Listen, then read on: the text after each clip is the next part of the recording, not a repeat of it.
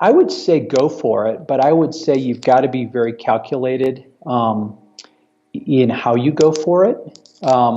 Years ago, I started to get into the stock market and do some day trading, and I had some small little wins, and I thought, oh, now I'm ready for the big stuff.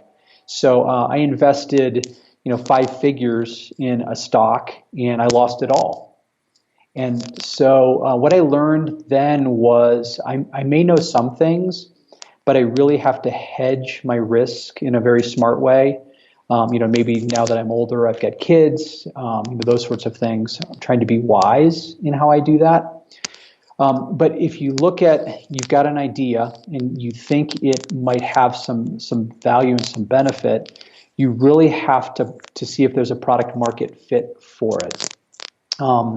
So I've gone through a lot of different programs. I went through something called the Ice House, which is kind of an entrepreneurial kind of educational seminar through the Kauffman Foundation.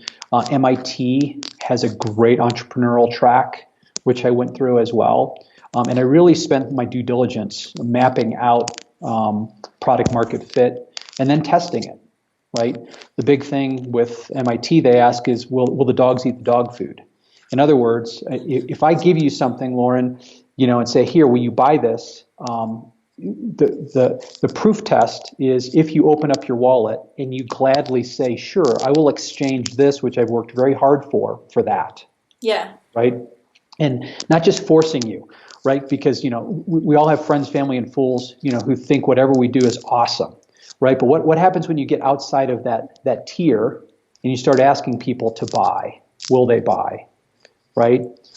So that's the first thing. The second thing is I read a really good book called Profit First by Mike. I always forget his last name. It's pretty hard to pronounce. I do apologize. But it's called Profit First, and it's kind of the Dave Ramsey for business, and it's revolutionized my business. The idea is that whenever you make a sale, you don't put everything in your operating expenses, and then if there's anything left over, you count that as profit.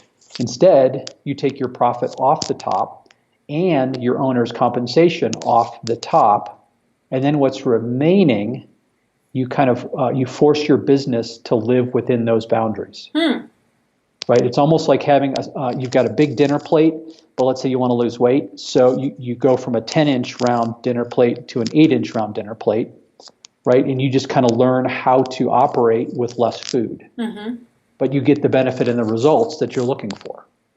So that was absolutely, that was huge for me, Lauren. I was really struggling last year. And this year when I switched over to Profit First, it's revolutionized my business. It is just, it's been awesome.